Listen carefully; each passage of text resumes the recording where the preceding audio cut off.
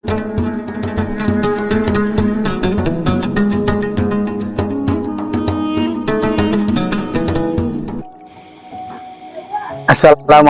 warahmatullahi wabarakatuh. Alhamdulillahirabbil alamin. Allahumma sholli wa sallim barik ala sayyidina Muhammad wa ala alihi washabihi ajmain. Amma ba'du. Alhamdulillah.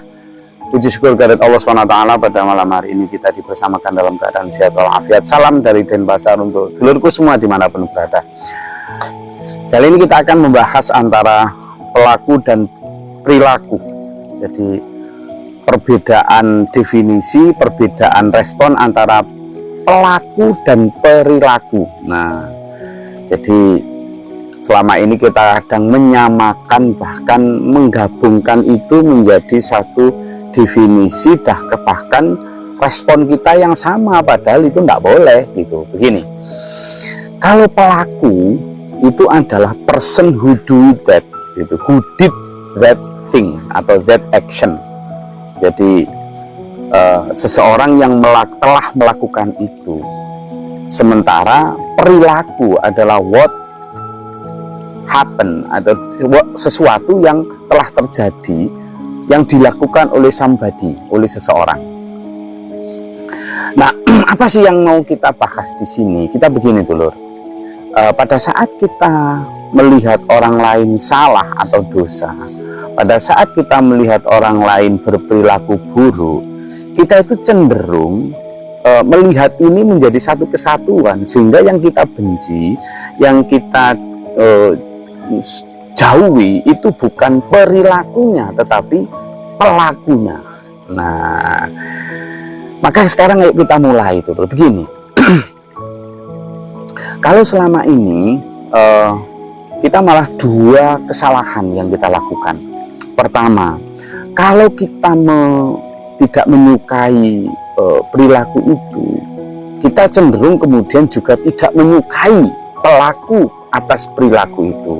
Tetapi sebaliknya juga, kesalahan kedua, ada orang yang kemudian karena menyukai pelakunya itu, lalu dia juga sekaligus menyukai perilakunya itu.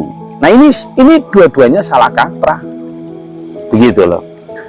Maka kita harus mulai membedakan. Dengan cara bagaimana? Begini, anggap satu contoh misalnya ya, kita ambil satu contoh aja. Dulu ketika saya masih kecil, itu orang yang melakukan bisnis prostitusi, yang melakukan perilaku menjual diri, itu disebut, maaf pelacur. Dan pelacur ini ada semacam stigmatisasi bahwa ini adalah profesi atau sesuatu yang dilakukan oleh. Nah, kemudian makin ke sini ada sebutan yang lebih halus, yakni disebut wanita tunasusila. Yang namanya tuna itu adalah tidak punya atau tidak memiliki.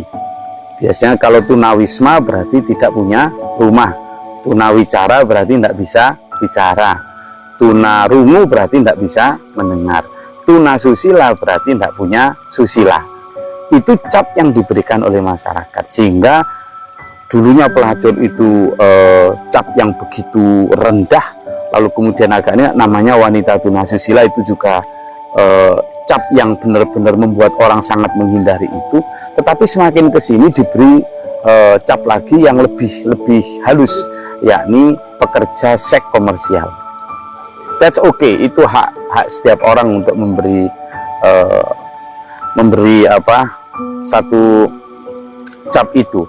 Tetapi yang perlu kita ingat begini, kita ini kalau ketika kita misalnya ingin menghaluskan itu, kita sebenarnya tidak perlu menghaluskan perilakunya. Kalau kita ingin menghormati atau menyayangi atau ingin menyelamatkan pelaku dari perilaku pelacuran, maka kita harus tetap konsisten pada pertama, perilaku itu tetap harus ada stigma perilakunya loh ya. Perilaku itu harus ada stigma bahwa itu memang tidak boleh.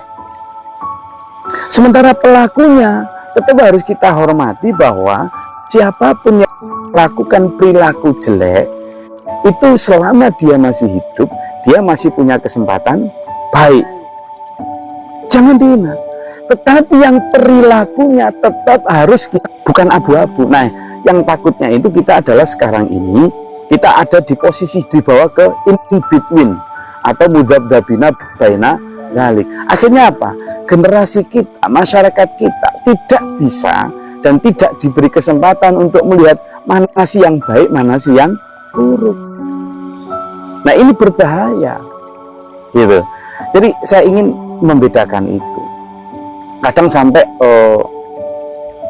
bagaimana agar sebuah perilaku itu baik, tampak baik, padahal niatnya memang baik itu, niatnya memang baik. Jangan membenci si A si B yang melakukan kejahatan. Saya sepakat, tetapi kita harus membenci perilakunya itu. Nah, ini seringkali dicampur. Ketika seseorang membenci perilaku itu, dia sekaligus membenci pelaku. Padahal jangan begitu. Bencilah perilakunya, tapi jangan benci pelakunya. Sebaliknya, ada orang yang sayang pada pelakunya, tapi kemudian terjerumus pada sayang juga pada perilakunya. Sehingga dicarikan justifikasi atau pembenar-pembenar yang membenarkan perilaku tersebut. Saya khawatirnya nanti kalau itu yang kita lakukan, banyak ekses yang kemudian muncul adalah perilaku-perilaku yang memang sebenarnya tidak baik, baik dari kacamata norma agama, norma masyarakat, atau norma positif hukum positif, nanti akan tampak baik. Karena apa? Karena kita ingin apa? Menutupi atau kita ingin menyelamatkan si pelaku. Padahal caranya bukan begitu, gitu. Ada satu pertanyaan pada saat saya membahas ini di sebuah kajian. Pertanyaan itu begini, Gus, terus gimana Gus? Kalau memang ada yang pelaku yang melakukan perilaku keburukan tadi, bukankah kita juga kadang untuk menegaskan itu kadang perlu kita hukum, gitu? Masih ingat bahasan kita kemarin tentang ciri manusia mulia? Manusia mulia itu adalah manusia yang bedanya dengan binatang adalah satu diantaranya adalah manusia itu ketika diingat, ketika menerima pelajaran itu cukup dengan peringatan lisan atau tulisan. Don't do that, do not enter, jangan masuk. Sudah, dengan tulisan itu manusia mulia nggak masuk. Tapi kalau binatang dikasih do not enter tetap masuk. Nah, akhirnya ketika manusia jangan membunuh, ketika dia membunuh akhirnya tetap harus kemudian dihukum bunuh. Kalau nyamuk kan memang ditulisi jangan dibunuh, ya tetap akan gigit membahas. Nah, kita ini ketika ingin memisahkan perilaku dan pelaku, kadang memang harus dengan cara begitu. Dengan cara apa? Dihukum.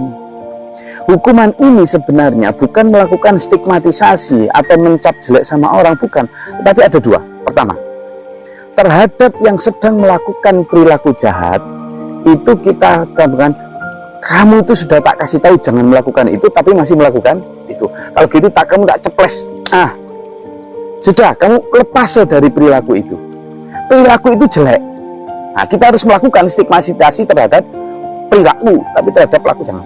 Yang kedua adalah agar orang lain yang melihat si ini dihukum, itu agar jangan dekat-dekat dengan perilaku tadi. Nah, ini penting, gitu loh. Maka dulurku semua, dimanapun, saya pakai filosofi yang diajarkan abdi saya, bahwa ketika melihat orang lain salah dan dosa, itu seperti melihat anak kecil yang kejegur sumur. Jangan dilempari batu, tolong. Atau seperti melihat rumah kecil terbakar, jangan rumah yang terbakar, jangan disiram bensin tapi siram air. Atau seperti melihat burung kecil yang dicengkeram kucing, jangan kucing yang deret-deret tapi burungnya yang dipukul biar lepas dan bebas. Manusia salah dan dosa itu perilakunya yang jelek, setannya yang jelek. Manusianya ini tetap punya kesempatan baik. Kalau gitu lepaskan dia, biar terpisah. Lakukan stigmatisasi, cap jelek terhadap perilaku itu, ya toh, tapi kemudian tetap muliakan pelaku itu. Nah, gitu loh, dulur. Sehingga apa? Ini harus segera dipisahkan. Kalau kita ingin memang menghormati, menyelamatkan, menyayangi sang pelaku, segeralah ajak dia keluar dari perilaku tersebut. Jangan malah begini, kalau kita sayang terhadap pelaku ini, lalu kita bikin dia nyaman dengan perilaku itu, dengan memberikan dalil pembenar bahwa perilakumu ini tidak apa-apa. Iya, wahai orang yang sedang melacurkan diri, silakan, tidak apa-apa, itu baik. Asalkan kamu punya alasan yang baik, jangan begitu dong. Siapa sih yang ingin kan gitu loh. Sambil dibikinkan film-film yang kemudian mencari pembenar bahwa itu baik. Ya gimana kalau kemudian memakai itu sebagai alasan, lalu kemudian generasi yang tidak begitu lalu kemudian tertarik untuk begitu karena ternyata ada alasan pembenar untuk melakukan itu gitu loh. Jadi pelakunya adalah orang-orang selama dia masih hidup masih punya kesempatan baik. Kadang ada orang pakai gini, lah itu ada hadis yang menyatakan atau kisah yang menyatakan bahwa ada pelacur yang ngasih minum anjing kemudian dia masuk surga. Nggak gitu konsepnya. Itu gini, dia pelacur yang kemudian pada saat perjalanan pulang dari melacur, kemudian ada seekor anjing yang sedang kehausan mau mati. Lalu dia tergerak hatinya untuk memakai sepatunya, mengambil air di sumur untuk memberi makan minum anjing. Ternyata anjing itu terselamatkan.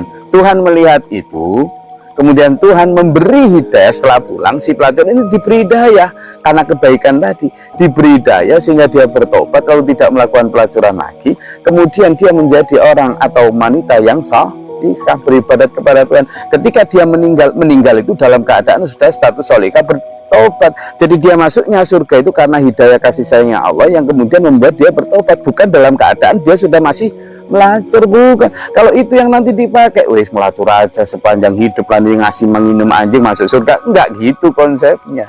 Sebaliknya ada juga yang kemudian cerita tentang seorang alim di zaman dulu sekali yang kemudian sepanjang hidupnya dipakai untuk beribadah tapi kemudian berakhir dengan naudzubillah min dzalik melacur, kemudian dia memakai perempuan sampai naudzubillah min dzalik hamil, kemudian dibunuh, lalu kemudian dia masuk neraka.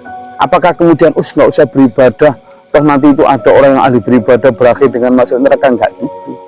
Jadi konsepnya adalah tetap siapapun tadi dari orang yang belajar kemudian memberi minum anjing, siapapun yang berbuat jahat, tetaplah pandang dia punya kesempatan baik selama dia masih hidup. Jangan rendahkan dia, jangan hina, tetapi perilakunya tetap harus kita anggap bahwa itu adalah jelek, hindari. Jangan pernah mencari pembenar atas perilaku itu, tapi lakukan menyelamatkan agar si pelaku ini menjadi benar. Saya rasa itu dulur yang bisa kita elaborasi dan kaji pada malam hari ini. Saya ingin akhiri dengan begini. Allah berfirman dalam salah satu ayat itu, a'udzubillahi minasyaitonirrajim, ahsin kama ahsanallahu ilaika, berbuat baiklah kamu kepada sesama seperti Allah telah berbuat baik kepadamu. Ya, Nabi Muhammad SAW itu waktu periode Mekah itu hampir tiap hari dicari sama Umar bin Khattab ketika Umar bin Khattab belum masuk Islam, mau bunuh Nabi Muhammad SAW. Tapi kasih sayang Rasulullah Muhammad SAW mendoakan Umar bin Khattab ini. Akhirnya oleh Allah diberi, akhirnya Umar bin Khattab masuk Islam dan bahkan menjadi pembela utama Rasulullah SAW. Demikian pula Khalid bin Walid.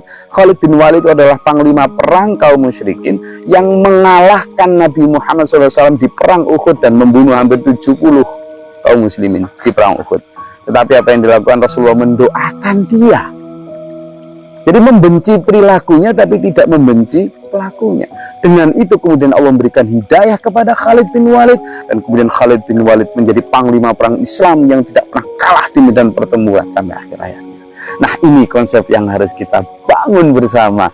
Insya Allah dengan begitu kita tidak akan mudah membenci orang, tapi kita tetap harus tegas mengatakan, ya, don't do that. Jangan melakukan perilaku itu. Jadi jangan pernah melakukan upaya untuk mencari pembenar atas perilaku. Tapi kita harus yang perlu lakukan adalah upaya untuk mengeluarkan pelaku dari perilaku itu. Terima kasih. Sampai ketemu pekan depan. Semoga bermanfaat dan berfaedah. Bila taufiq wal hidayah. Wassalamualaikum warahmatullahi wabarakatuh.